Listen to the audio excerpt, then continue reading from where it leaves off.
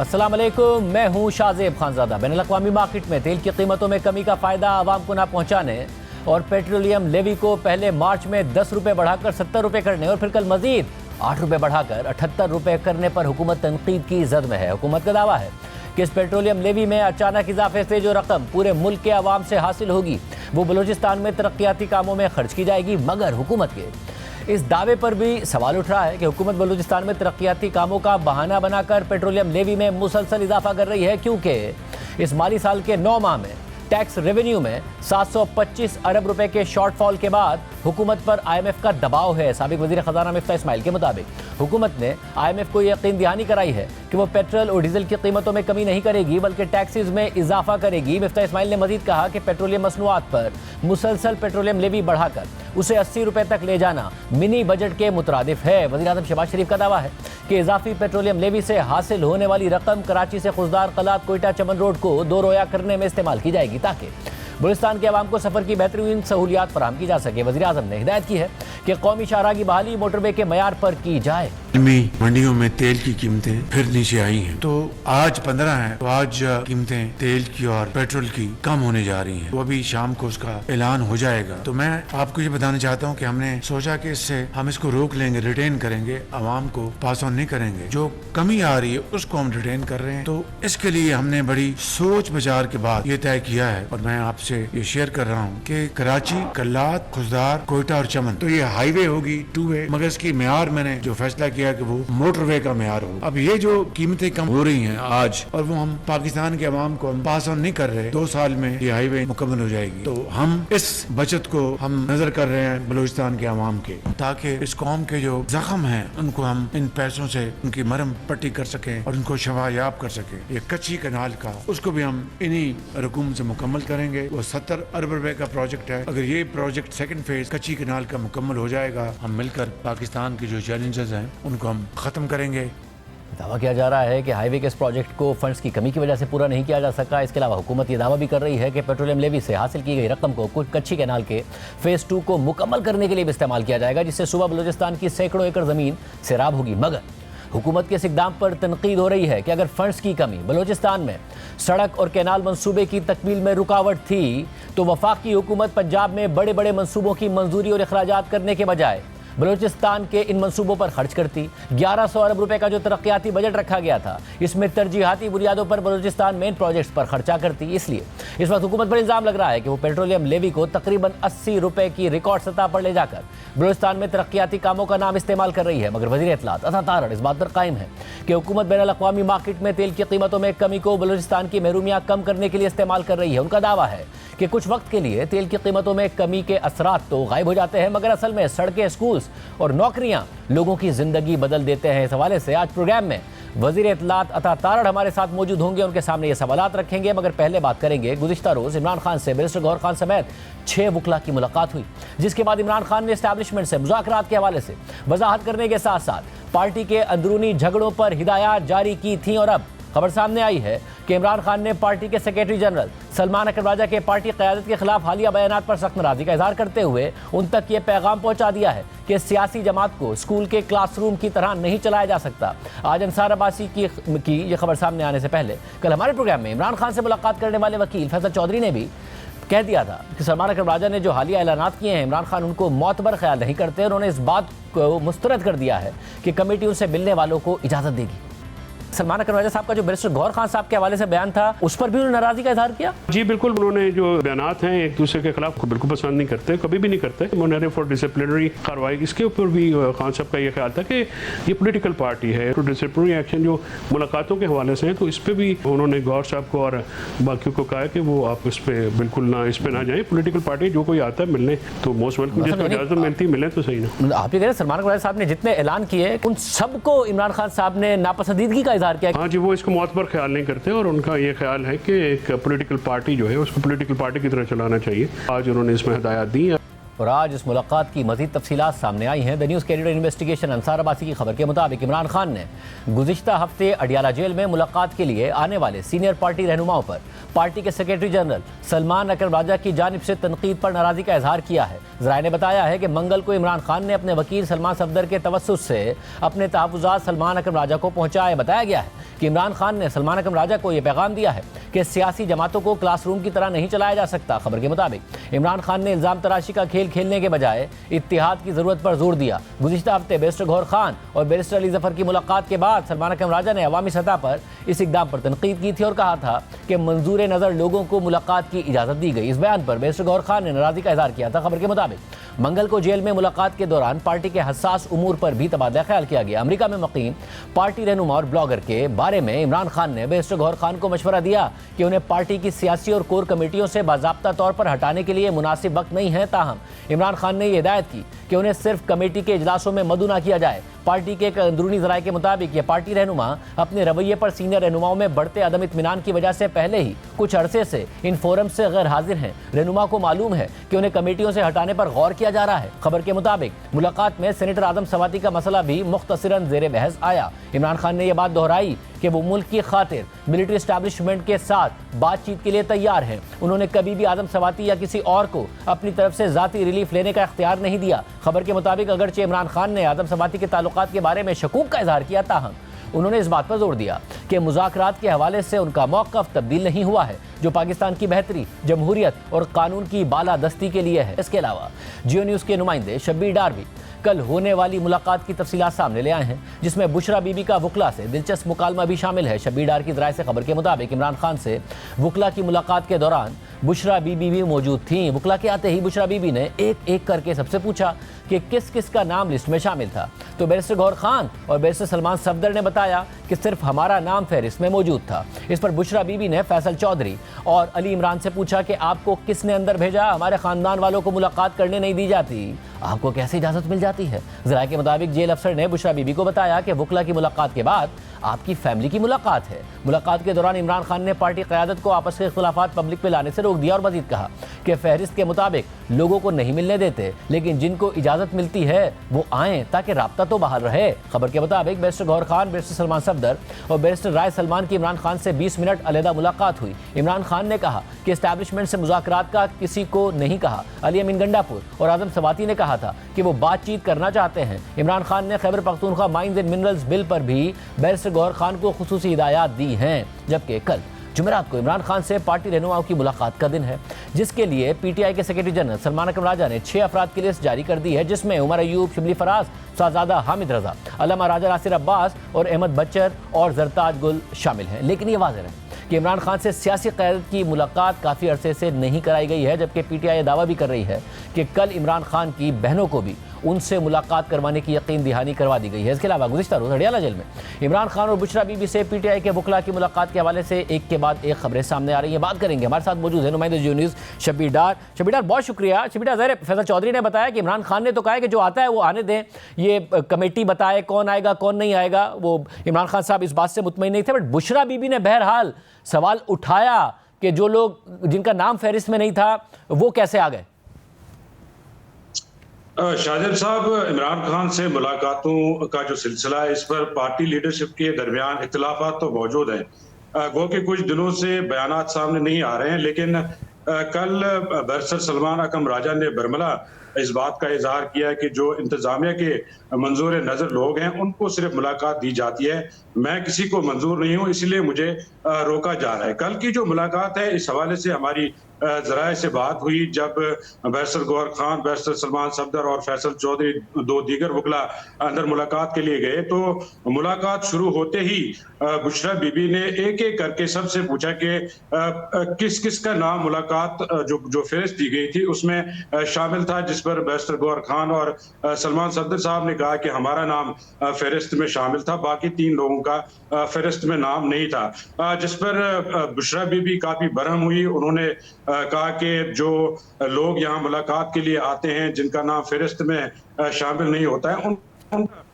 दी जाती है, हालांकि हमारी फैमिलीज को मुलाकात नहीं दी जा रही है, जिस पर जराये का कहना है कि मौके पर मौजूद एक जेल अफसर ने बुशरा बीबी को कहा कि आपकी फैमिली की मुलाकात शेड्यूल्ड है, जो वकला की मुलाकात खत्म होगी तो उसके बाद आपकी मुलाकात हो जाएगी। लेकिन मजमूई तौर पर बुशरा बीबी, चाहे पार्टी अमूर हों, चाहे मुलाकातें हों, चाहे दीगर मामलात हों, बुशरा बीबी इन तमाम मामलात से लाताल्लुक नहीं है। आपको याद होगा जब 3 हफ्ते सलमान अकरम राजा और बैरिस्टर गौहर खान इकट्ठे मिले थे, उसमें भी, उस मुलाकात में भी बुशरा बीबी मौजूद थी, जिस मुलाकात में बैसल चौधरी से जिम्मेदारियां वापस ली गई थी, मिशाल यूसुफजई को हटाया गया था। उस मुलाकात में बुशरा बीबी ने बैरिस्टर गौहर खान और सलमान अकरम राजा पर भी बरहमी का इजहार किया था कि हम अगर जेल में है तो पार्टी बाहर क्या कर रही है, कोई हिकमत अमली नजर नहीं आ रही है, पार्टी एहतजाज क्यों नहीं कर रही है। उसी मुलाकात में जो है आलिया हमजा को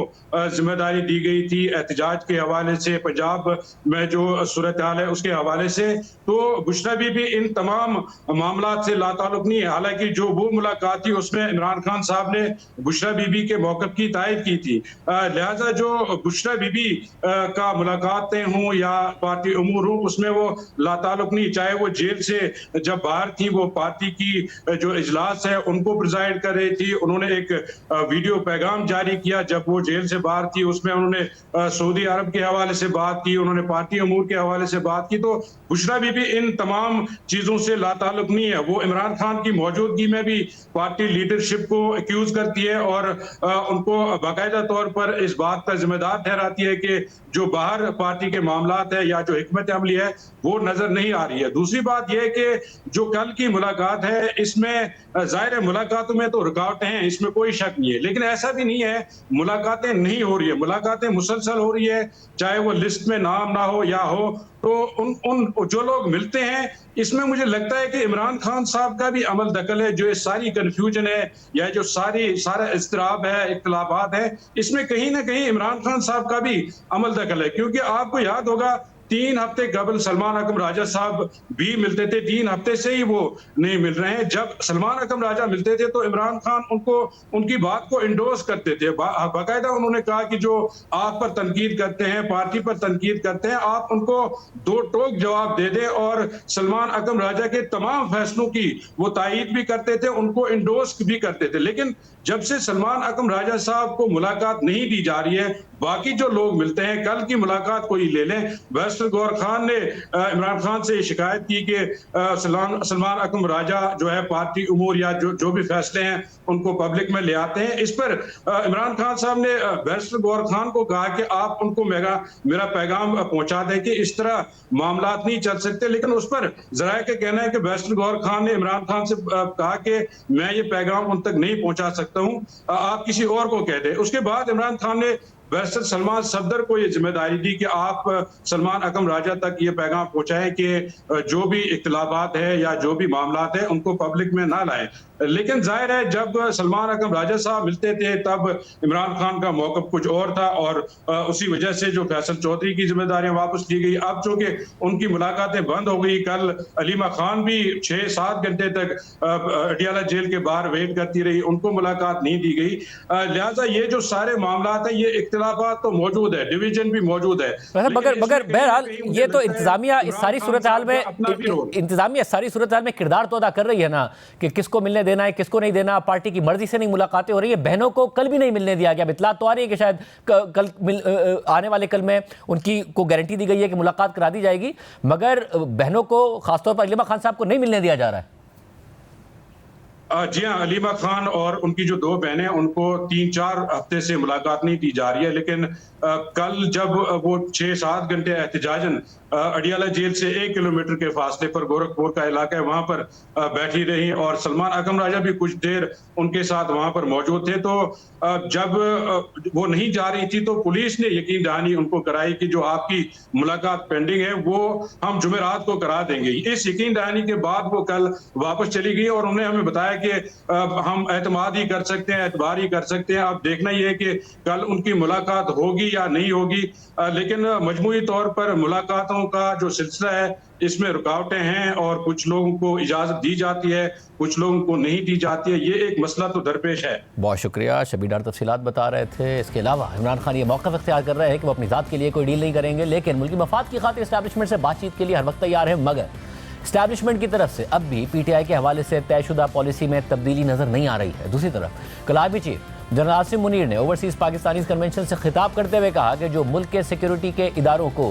कमज़ोर करता है वो दुश्मन का दोस्त और पाकिस्तान का दुश्मन। आपके मुल्क के सिक्योरिटी के इदारों को, those that who are sacrificing their lives on daily basis for your safety and security and for the well-being and defense of the country, जो उनको belittle करता है, he is actually friend of enemy and he is enemy of Pakistan. Pakistan needs to be a hard state, a country whose all institutions, whose all departments, organizations, divisions, allied departments, they are working as per the law, they are fully operational, and everything is being done as per the constitution is a hard state.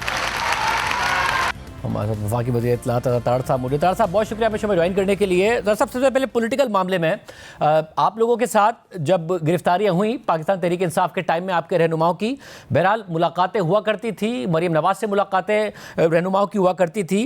अब बहनों को नहीं मिलने दिया जा रहा, कल भी नहीं मिलने दिया गया, वो बाहर बैठी रही। अलीमा खान साहिबा 20 मार्च से नहीं मिली हैं, अब उन्हें यकीन दहानी कराई जा रही है कि कल आ जाएँ, मुलाकात हो जाएगी, होगी नहीं होगी। पार्टी के अंदर जो इख्तलाफात हैं उनको मजीद हवा देने के लिए इमरान खान साहब का पैगाम उनकी बहनों के जरिए बाहर ना पहुंचाने के लिए हुकूमत ये सब कर रही है। मेरा तो ख्याल है ये पॉलिटिकल स्टंट है और इतनी मुलाकातें मेरा ख्याल है किसी सियासी रहनुमा की पाकिस्तान की तारीख में नहीं हुई जितनी इनकी हो रही हैं। और एक वक्त था कि फ्रेंड्स अलग, फैमिली अलग, लॉयर्स अलग, पॉलिटिकल लीडर्स अलग, इनकी हफ्ते में 4 मुलाकातें भी हो रही थी और अभी भी इनके पार्टी के रहनुमा इनको मिलते हैं। और जो जेल मैनुअल के मुताबिक इजाजत है जितनी मुलाकातों की उससे बढ़ के हो रही हैं। कुछ कोर्ट ऑर्डर्स भी इनके पास हैं, तो मैं नहीं समझता कि इसमें कोई इस तरह का आंसर है कि जी कोई उनको डिप्राइव किया जा रहा है किसी राइट का।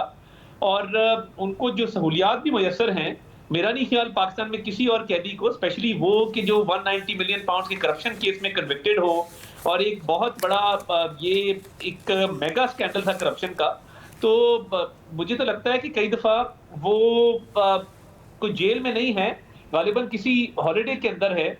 तो मतलब ये कैसा हॉलिडे जिसमें अपनी बहनों से 20 मार्च के बाद से नहीं मिल पाया, अलीमा खान साहिबा से नहीं मिल पाया, उनकी बहन बाहर खड़ी होती है। अगर कोई ऐसा प्रॉब्लम नहीं है, ये कौन सा हॉलिडे है जिसमें वो कहते हैं कि मुझे बच्चों से बात नहीं कराई जाती है, अदालत का हुक्म है फैमिली की मुलाकात का, उस पर नहीं अमल किया जाता है?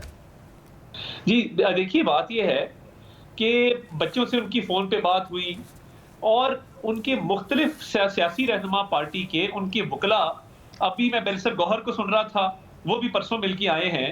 तो इतनी मुलाकातें जो मैं कह रहा हूं कि डिफरेंट कैटेगरीज हैं, ये कोई पंचायत या डेरा तो है नहीं कि जहां पे आमदोरफ्त जारी रहेगी।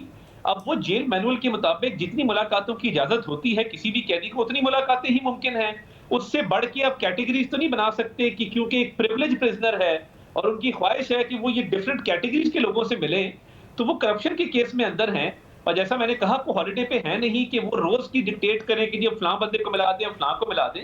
तो जितनी मुलाकातों की इजाजत है, यानी गिवन वीक वो वकला को भी मिलते हैं। मगर मिलने की ख्वाहिश कि किससे वो मिलना चाहते हैं, ये इख्तियार कैदी के पास होगा या हुकूमत के पास होगा कि गौहर खान साहब को जाने देंगे, सलमान अकबर राजा साहब को नहीं जाने देंगे, फैमिली में किस बहन को जाने देंगे, किसको नहीं जाने देंगे?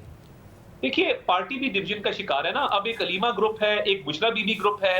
अब हुज टू से कि किसकी मुलाकात कौन रोक रहा है।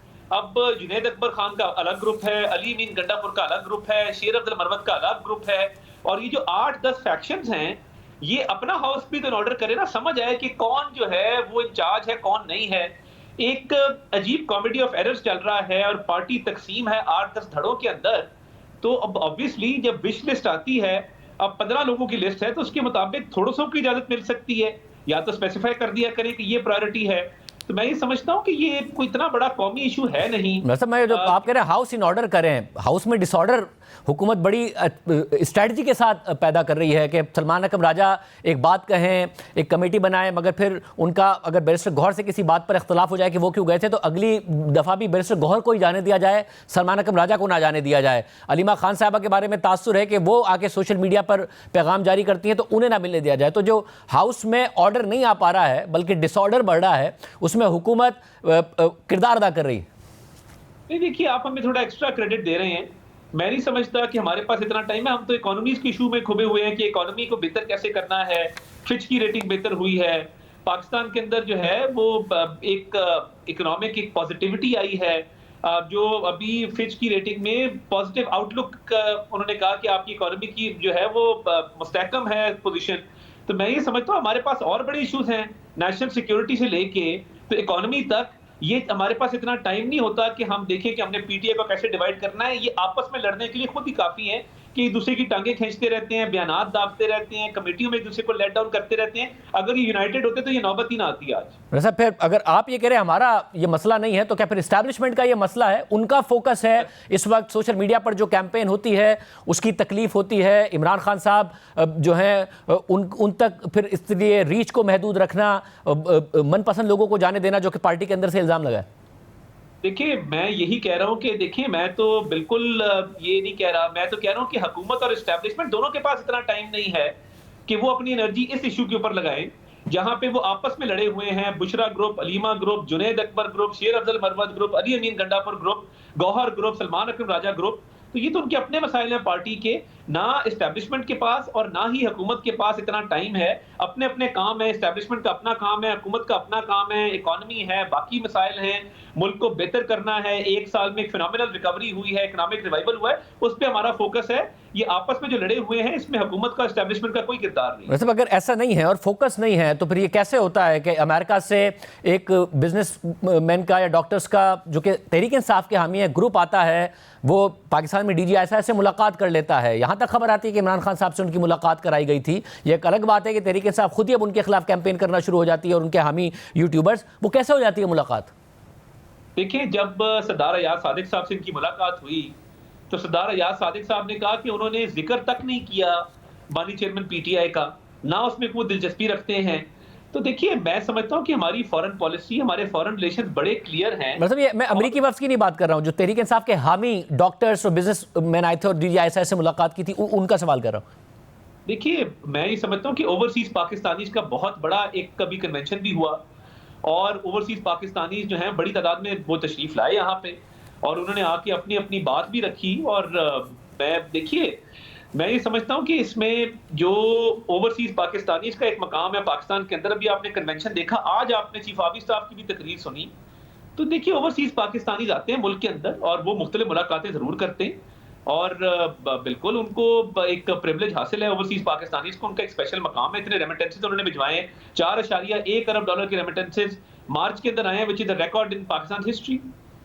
सब तो आर्मी चीफ ने भी, क्योंकि सोशल मीडिया फेक न्यूज़ का भी उन्होंने अपनी तकरीर में जिक्र किया, तो क्या ये एक बहुत बड़ा कंसर्न है कि अगर सोशल मीडिया को कर्टेल करती है पाकिस्तान तहरीक इंसाफ, रिपोर्ट हुई ऐसी बातें, उनसे कहा गया, तो फिर कम से कम बातचीत इस्टेब्लिशमेंट कर सकती है पाकिस्तान तहरीक इंसाफ के साथ?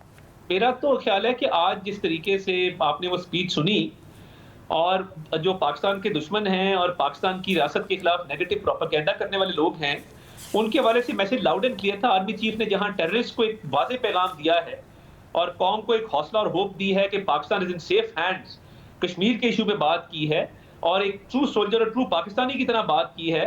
तो जहां पे पाकिस्तान के दुश्मनों का जिक्र किया है वहां मैं समझता हूं कि आज 9 मई के हवाले से भी वो एक क्लैरिटी आ गई है कि उस पर कोई कॉम्प्रोमाइज नहीं है। तो मैं नहीं समझता कि कोई ये अगर सोशल मीडिया को बेहतर कर लें या कोई उस पर ये बैक ट्रैक कर जाएं तो कोई गुंजाइश है। देखिए इनकी पॉलिसी ही ये है कि जाती मफाद को कमी मफाद के ऊपर तरजीह दो, गालम गलोच की सियासत करो, सोशल मीडिया पे फॉल्स प्रोपेगेंडा करो, फेक न्यूज़ फैलाओ, सोशल मीडिया पे सनसनी क्रिएट करो, पाकिस्तान का नुकसान करने के लिए जो है ब्लॉग्स भी करवाएं और आर्टिकल्स भी लिखवाओ और पॉडकास्ट भी करो और वीडियोस भी बनवाओ। तो ये तो मेरा ख्याल अब इनके हाथ में भी नहीं है। इनके जो हामी हैं वो जो मुल्क से बाहर बैठे हैं, क्या वो बात आ सकते हैं इस चीज़ से क्या कभी वो कौमी इंटरेस्ट को, नेशनल इंटरेस्ट को अपने जाती इंटरेस्ट पे तरजीह दे सकते हैं? उनका वतीरा बन गया है कि वो मुल्क को, फौज को, हुकूमत को जो है वो बेजा तनकीद का निशाना बनाते हैं। और देखिए बड़ी पॉजिटिविटी आई है, जो सीरियस माइंडेड इंडिपेंडेंट एनालिस्ट हैं वो इकोनॉमी की तारीफ कर रहे हैं, रेमिटेंसेस के हवाले से, लो इन्फ्लेशन रेट के हवाले से, लो इंटरेस्ट रेट के हवाले से, इन्वेस्टमेंट्स मुल्क के अंदर बढ़ रही हैं, मुख्तलिफ कन्वेंशंस हो रहे हैं, एक्टिविटीज हो रही हैं, तो ये करते रहे तनकीद, बट हम समझते हैं कि ये आहिस्ता आहिस्ता इररेलेवेंट हो जाएंगे, बिकॉज इनकी सारी जो फोकस है वो मुल्क के खिलाफ है। और आप देखेंगे बस मैं अगले इशू पर जाने से पहले मुआशी स्टेबिलिटी के हवाले से तो ज़ाहिर रिपोर्ट्स आ रही है, मगर इस वक्त हुकूमत का आपका जो इस वक्त इत्मीनान है वो इस बात पर कि आपके इदारों के साथ ताल्लुकात अच्छे हैं, या इस बात पर कि तहरीक इंसाफ के ताल्लुकात बहुत बुरे हैं और वो कोशिश करके भी उसे ठीक नहीं कर पा रहे हैं, ताल्लुक नहीं कायम कर पा रहे हैं, उनका सोशल मीडिया उनके लिए एक लायबिलिटी बन गया है, जिस किस्म की कैंपेन चलाई जाती है, इत्मीनान है हुकूमत को ये कि उनके मामला ठीक नहीं हो रहे? नहीं, देखिए बात ये, हम ये समझते हैं कि एक टीम वर्क होता है जिसमें पब्लिक सर्विस डिलीवरी और आपकी परफॉर्मेंस मैटर करती है, और एक अच्छा टीम वर्क हुआ है जिसके नतीजे में इकॉनमी भी रिकवर की है, बाकी इश्यूज को भी टैकल किया जा रहा है। तो ये एक सीरियसनेस है, एक फोकस्ड अप्रोच है, मुल्क को ठीक करना, उसकी सिमत को ठीक करना, और इकॉनमी के हवाले से एक्स्ट्रा स्टेप्स लेना, जिस तरह वजीर आजम ने वो जो विंडफॉल टैक्स है बैंक्स का, स्टे ऑर्डर वेकेट करवाए, 34.5 अरब रुपया सरकारी खजाने में आए, एक एक्स्ट्रा ऑर्डिनरी स्टेप था, कभी तारीख में नहीं लिया गया। तो मैं ये समझता हूं कि ये एक out of the box thinking है, जिसके नतीजे में इकोनॉमी को हम फिक्स कर रहे हैं जो 4 साल में पीटीआई की हुकूमत नहीं कर सकी थी, और डिफॉल्ट के दहाने पे ला के मुल्क को, उसके बाद आईएमएफ को लेटर लिख रहे थे, आईएमएफ प्रोग्राम में एंटर किया मुल्क को, और उसके बाद कहा कि आईएमएफ जो है वो मुल्क की मदद ना करे। तो देखिए, ये जब आपकी ऐसी अप्रोच होगी कि आप नॉन सीरियस अपनी पॉलिसी रखेंगे, मजे का खेज रखेंगे, सीरियस नहीं होगी, और मुल्क की पॉलिसी जो है कभी नारा लगा देंगे हम कोई गुलाम है, कभी कहेंगे हमारे से बातचीत करो, तो देखिए इनकी जो अप्रोच है ना उसमें फोकस है, ना सीरियसनेस है, और एक बिल्कुल जिस तरह एक रेटरिक होता है, और वो भी कभी नॉर्थ है कभी साउथ है, तो उसमें कोई सेंस नहीं है। तो फिर इनसे कौन इनके साथ काम कर सकता है? कोई, मतलब मुझे नहीं लगता कि इनकी कोई भी मुल्क के हवाले से एक भी पॉलिसी ठीक थी, या अभी कोई तरीके ये जो आपने कहा कि कौन इनके साथ काम कर सकता है, ये जो एहसास है हुकूमत में कि एस्टैब्लिशमेंट भी इनके साथ काम नहीं करने को तैयार या मामला चलाने को तैयार, यही वजह है कि पीपल्स पार्टी को भी ये शिकवा हो रहा है कि आप उन्हें फॉर ग्रांटेड ले रहे हैं, चाहे कैनाल्स का मसला हो, नहरों का मसला हो, उसमें भी वो मुसलसल बार बार मोतरिज हैं, मगर वफाकी हुकूमत जो है उस मामले को पर उन्हें मुतमईन नहीं करती नजर आ रही है। सिंध में पीपल्स पार्टी को चैलेंज का सामना करना पड़ रहा है। देखिए, बात ये नहीं है कि एस्टैब्लिशमेंट इनके साथ काम करने को या ना करने को तैयार है, एक इलेक्टेड गवर्नमेंट मुल्क में मौजूद है, और उस इलेक्टेड लेजिटिमेट गवर्नमेंट की जो टीम वर्क है एफआईएफसी के हवाले से, इन्वेस्टमेंट्स के हवाले से, वो एक पॉलिसी बेस्ड एक टीम वर्क है, वो चलता रहेगा। इनका मुझे समझ नहीं आ रही कि इनसे बातचीत का मामला है क्या, ये बातचीत करना चाहते हैं, नहीं करना चाहते, किस इशू पे करना चाहते हैं, और इनका मकसद क्या है, ये खुद क्लियर नहीं है। इनके डिफरेंट फैक्शंस डिफरेंट बातें करते हैं, इनका लीडर कभी एक बात करता है कभी दूसरी करता है, कंसिस्टेंट नहीं है अपनी अप्रोच में। तो मैं समझता हूं कि ये इशू रेलेवेंट ही नहीं है इस हवाले से। वैसे मगर पीपल्स पार्टी के जो तहफ़्फ़ुज़ात हैं, क्या इस तरफ भी देखा जा रहा है कि पीटीआई में इतने इख्तलाफात हों, कोई फॉरवर्ड ब्लॉक बन जाए, पीपल्स पार्टी बहुत नाराज़ हो तो रिप्लेसमेंट मिल जाए, या फिर पीपल्स पार्टी को आपको लगता है कि वो जाएंगे ही नहीं कहीं, उन्हें मैनेज करने के लिए इदारे मौजूद हैं तो आपको कोई परवाह नहीं है, और नहरों का मसला भी क्योंकि इदारे ऑन बोर्ड हैं आपके साथ, तो वो कोई इशू नहीं है? हम सियासी लोग हैं, पीपल्स पार्टी के साथ हमारी एक पॉलिटिकल कमेटी ऑलरेडी एग्जिस्ट करती है, उसको इसाक़ साहब हेड करते हैं, और बड़ा एहतराम है बिलावल साहब का, प्रेसिडेंट साहब का, और हमारी उनसे रोज़मर्रा के मामलात पे बातचीत होती है। अभी सेशन हुआ, हमारी फिर एक उनसे मीटिंग हुई, हम बजट के हवाले से उनको एंगेज कर रहे हैं, मुख्तलिफ इशूज़ के ऊपर उनको एंगेज कर रहे हैं, उनके तहफ़्फ़ुज़ात को दूर कर रहे हैं, उनसे तमाम इशूज़ के ऊपर एक पॉलिटिकल डायलॉग जारी है। और मैं समझता हूँ कि हमारे वो एक अच्छे एलाय हैं, इस वक्त उन्होंने कॉन्स्टिट्यूशनल पोजीशंस भी ऑक्यूपाई की हैं, हमारा वर्किंग रिलेशनशिप भी अच्छा है, तो हम बिल्कुल उनके तहफ़्फ़ुज़ात दूर करने में बड़े संजीदा हैं, और एक पॉलिटिकल प्रोसेस के जरिए ऑलरेडी कमेटीज दोनों साइडों पे मौजूद हैं, इसको पॉलिटिकल डायलॉग, पॉलिटिकल प्रोसेस के जरिए उनके तहफ़्फ़ुज़ात को दूर करेंगे, उनके साथ बैठेंगे और एक पॉलिटिकल कंसेंसस करेंगे, ख़ामो तफ़हीम से एमिकेबली इन मामलात को हल करेंगे। सब अब मसला एक और जिस पर आपने ज़ाहिर है सोशल मीडिया पर बाकायदा पोजीशन भी ली कि ये बहुत अहम है कि बलूचिस्तान के लिए जो पेट्रोलियम लेवी है वो बढ़ाकर उस पर खर्च की जाए, जो वज़ीर आज़म ने कल फैसला किया था।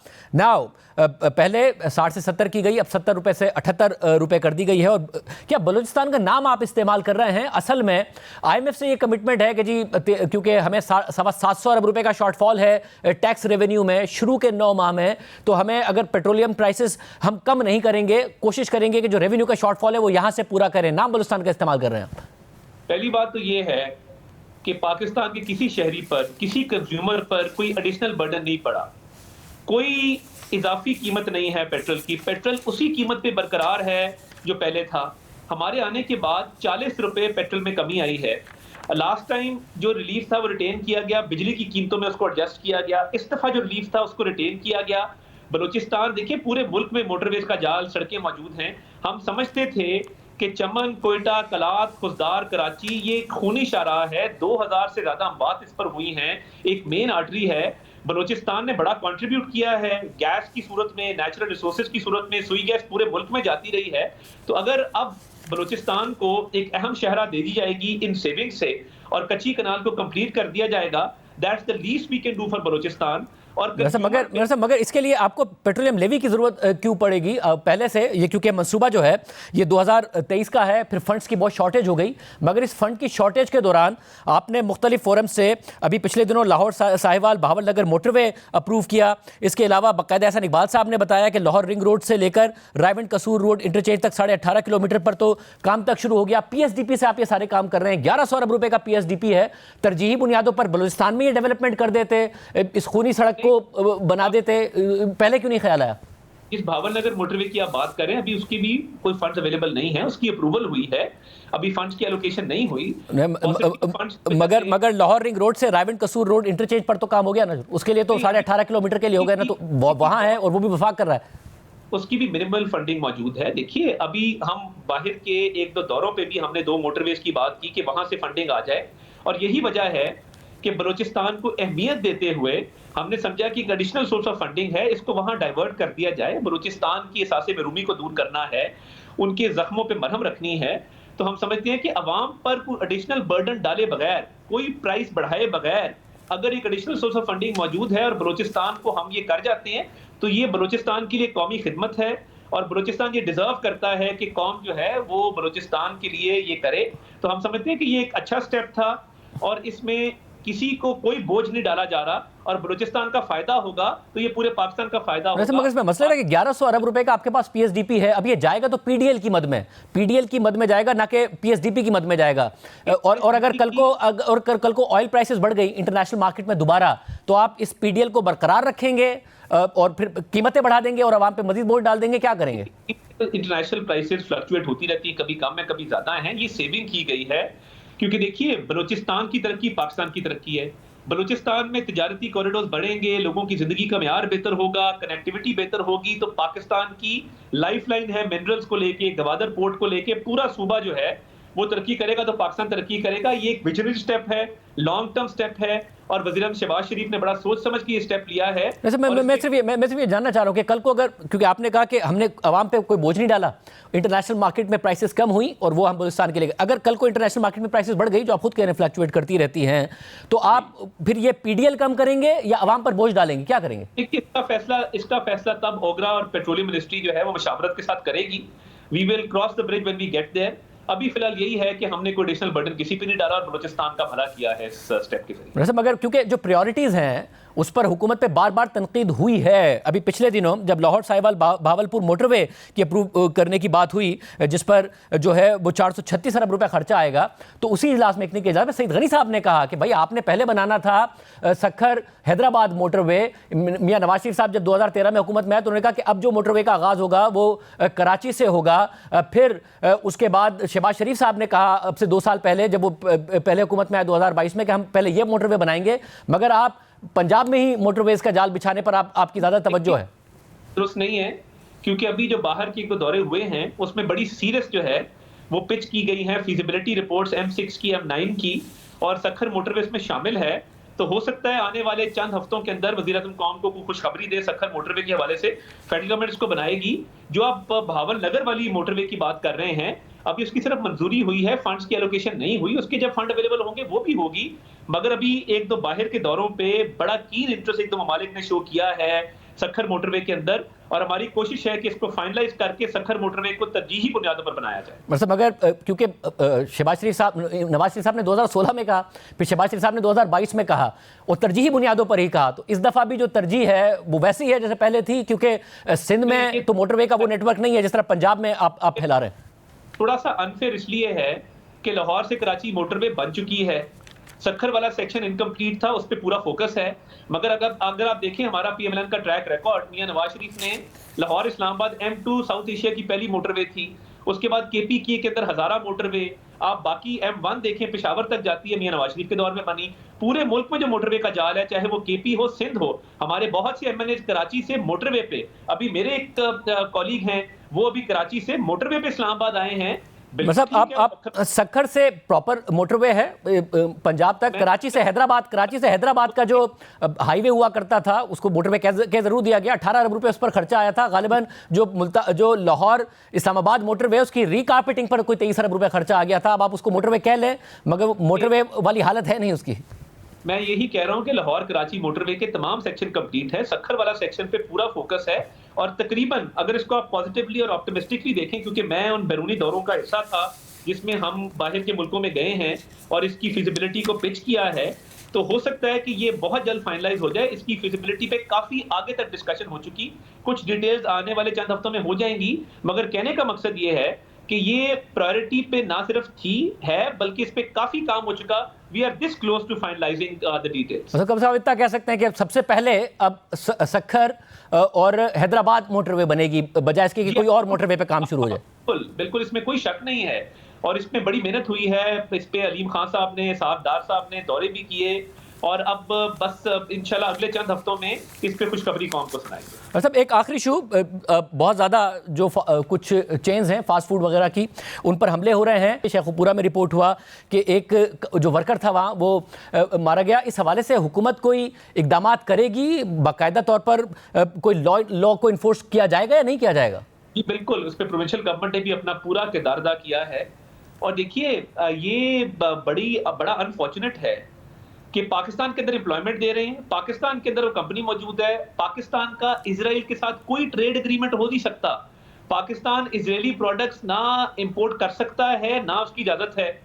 और कुछ निजी कंपनीज का, एक निजी कंपनी है जिस पे हमला हुआ, उसका ग्लोबल का CEO समी उसका नाम है, IBA का ग्रेजुएट है, पाकिस्तानी मुसलमान है। तो ये मैं समझता हूँ बड़ा अनफॉर्चुनेट है, और इसमें बिल्कुल लॉ इन्फोर्स हो रहा है, प्रोविंशियल गवर्नमेंट भी कर रही है, हम अपना पूरा किरदार अदा करेंगे। मतलब और मजीद प्रोविंशियल गवर्नमेंट्स के साथ बात होगी कि जत्थों को इस तरीके से इजाजत नहीं दी जाएगी कानून हाथ में लेने के लिए। पे पूरी लॉ एनफोर्समेंट हो रही है, एक्शन भी दिया जा रहा है, उसकी कतई इजाजत नहीं है कि पाकिस्तान में कोई बिजनेस है जिसका कोई ताल्लुक नहीं है कोई इजरायली लॉबी के साथ, और कोई चीज साबितशुदा नहीं है, उसको इस तरह हमले का निशाना बनाया जाए रेटरिक के ऊपर बगैर सबूत के, जो पाकिस्तान में एम्प्लॉयमेंट दे रहे हैं, इन्वेस्टमेंट की हुई है। मैं समझता हूँ कि इस पे बिल्कुल लॉ एनफोर्समेंट पूरी हो भी रही है और होगी। बहुत शुक्रिया, हमारे साथ वज़ीर इत्तलात मौजूद थे। तफसील मौक़िफ़ आपने सुना। प्रोग्राम में एक ब्रेक शामिल करते हैं, कुरान खबर की तफसीलात आपके सामने रखेंगे।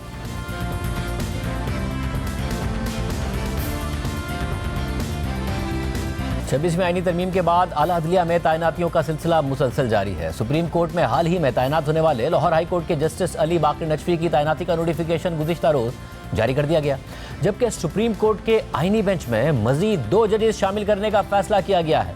और इस सिलसिले में चीफ जस्टिस याया आफरीदी ने जुडिशल कमीशन का इजलास कल तलब कर लिया है। इसके अलावा पेशावर हाई कोर्ट और बलूचिस्तान हाई कोर्ट के मुस्तकिल चीफ जस्टिस के लिए जजेस के नामों पर गौर करने के लिए चीफ जस्टिस याया आफरीदी ने जुडिशल कमीशन का इजलास 2 मई को तलब कर लिया है और जुडिशल कमीशन के अरकान से 28 अप्रैल तक नामजदगियां तलब कर ली हैं। दूसरी तरफ इस्लामाबाद हाई कोर्ट में 3 जजेस का तबादला, फिर उन्हीं 3 जजेस में से कायम मकाम चीफ जस्टिस का तकर्रुर और नई सीनियरिटी लिस्ट का मामला मुसलसल तनाज़े का सबब बना हुआ है।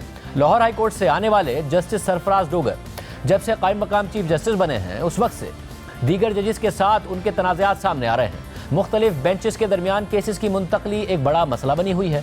खुद हाई कोर्ट के जजेस कायम मकाम चीफ जस्टिस के इख्तियारात पर सवालात उठा रहे हैं, जबकि कायम मकाम चीफ जस्टिस सरफराज डोगर समेत इस्लामाबाद हाई कोर्ट में मुल्क की दीगर हाई कोर्ट से जजेस के तबादले और नई सीनियरिटी लिस्ट के खिलाफ इस्लामाबाद हाई कोर्ट के 5 जजेस ने सुप्रीम कोर्ट से भी रुजू किया हुआ है। जजेस के अलावा इस्लामाबाद और लाहौर हाई कोर्ट बार और कराची और लाहौर बार एसोसिएशन ने भी दरख्वास्तें दायर की थी, जिनमें से Islamabad high court bar association ने इस केस से दस्तबरदारी का ऐलान कर दिया है। Islamabad high court bar association के सदर और सेक्रेटरी बार ने एलामिये में कहा है कि इस्लामाबाद हाई कोर्ट बार की मजलिस आमला ने गुज़िश्ता रोज़ केस से दस्तबरदारी का मुत्तफ़िक़ा फैसला किया। ये केस जजेस की सीनियरिटी से मुताल्लिक है और जजेस ने सुप्रीम कोर्ट में खुद अपने मुकदमात दायर किए हुए हैं।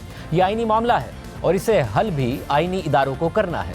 Islamabad high court bar association इस केस में मुतासरा फरीक नहीं है। साबिक सदर इस्लामाबाद हाई कोर्ट बार ने मजलिस आमला की इजाज़त के बगैर आइनी दरख्वास्त दायर की थी। इसके अलावा आज इस केस में वफाकी हुकूमत ने अपना जवाब सुप्रीम कोर्ट में जमा करवा दिया है, जिसमें इस्लामाबाद हाई कोर्ट के जजेस की तमाम दरख्वास्तें खारिज करने की इस्तदा करते हुए कहा गया है कि जजेस का तबादला आइन के मुताबिक किया गया है। वफाकी हुकूमत के जवाब में कहा गया है कि जजेस को तबादले के बाद नया हल्फ लेना ज़रूरी नहीं है। आर्टिकल 200 के तहत तबादले का मतलब नई तैनाती नहीं होता है। जजेस का तबादला आर्जी होने की दलील काबिल कबूल नहीं है। आइन में कहीं नहीं लिखा कि जजेस का तबादला आर्जी होगा। जजेस के तबादले से अदलिया में शफाफियत आएगी, ना कि अदालती आज़ादी मुतासिर होगी।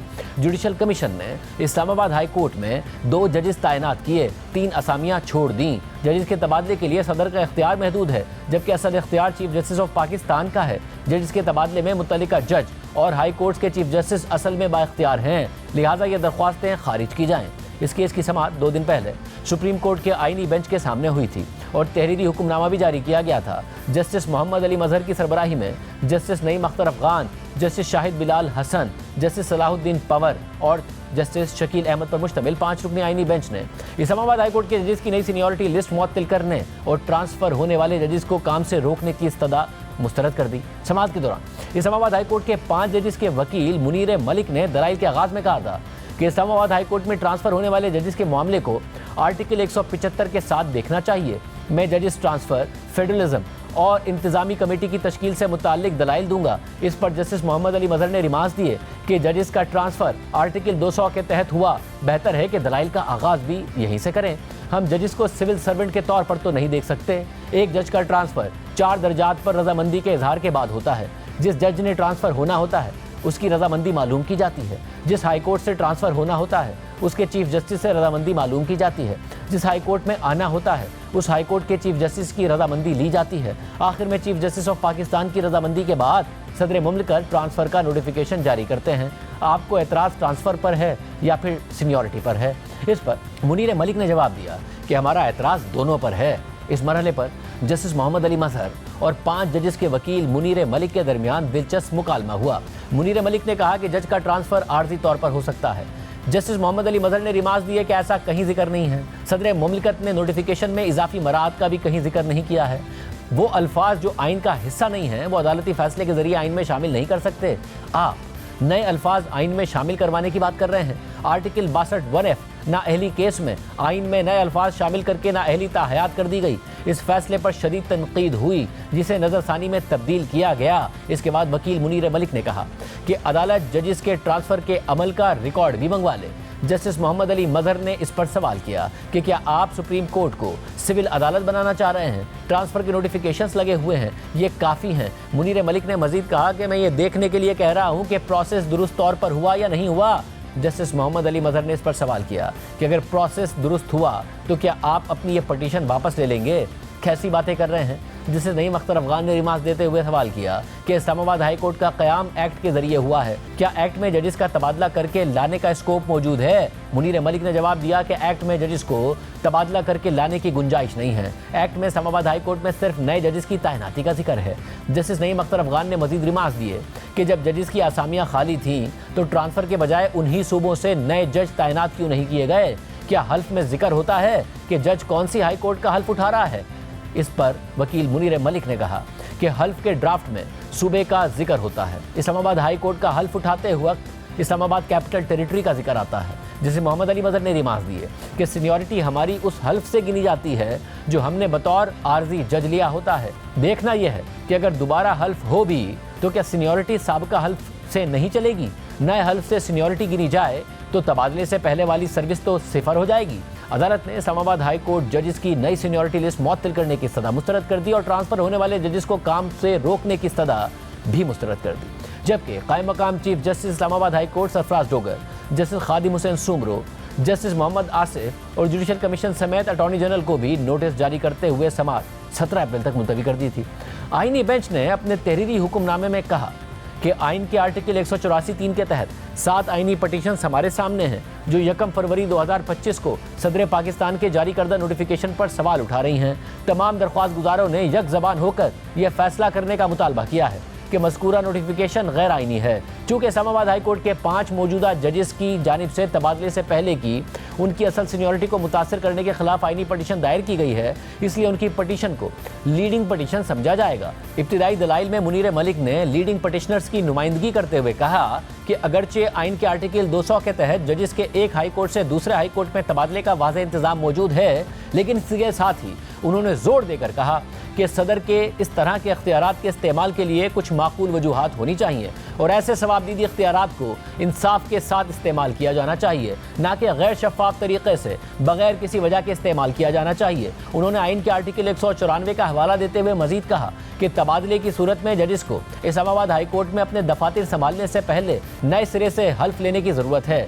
नए ओहदे के हल्फ की इस अहम ज़रूरत का इस मामले में फुकदान है। उन्होंने मौक़िफ़ इख्तियार किया कि सीनियरिटी के मामले को हल करने के लिए हाई कोर्ट के 5 जजेस ने हाई कोर्ट के उस वक्त के चीफ जस्टिस के सामने अपनी रिप्रेजेंटेशन जमा कराई थी, जिसे मुनासिब गौर किए बगैर 8 फरवरी 2025 के इंतजामी हुक्मनामे के जरिए मुस्तरद कर दिया गया था। लिहाजा इसके नतीजे में मुरत्तिब की गई सीनियरिटी लिस्ट को भी कलअदम करार दिया जाए और सीनियरिटी लिस्ट को बाहर रखा जाए। दीगर दरख्वास्त गुजारों के वकील फैसल सिद्दीकी ने दलाइल देते हुए कहा कि ट्रांसफर लामहदूद मुद्दत के लिए नहीं होना चाहिए। ट्रांसफर के नोटिफिकेशन में ट्रांसफर की मुद्दत बतानी चाहिए। तबादले के बाद भी इस्लामाबाद हाई कोर्ट में पहले से फराइज सर अंजाम देने वाले जजेस की सीनियरिटी मुतासिर नहीं होनी चाहिए और तबादले की बुनियाद पर हाल ही में शामिल होने वाले जजेस सीनियरिटी लिस्ट में सबसे नीचे होने चाहिए। जब वो अपनी असल हाई कोर्ट में दोबारा ओहदा संभालेंगे तो उनकी अपनी हाई कोर्ट में असल सीनियरिटी बहाल हो जाएगी। इसके बाद मुतालिका फरीकैन को नोटिस जारी करते हुए अदालत ने हुक्मनामे में मजीद लिखा कि दफ्तर ने दरख्वास्तों पर एतराज़ात उठाए हैं जिनसे मुतालिक अगली तारीख पर समाअत की जाएगी। आज के प्रोग्राम में इतना ही। अल्लाह हाफ़िज़।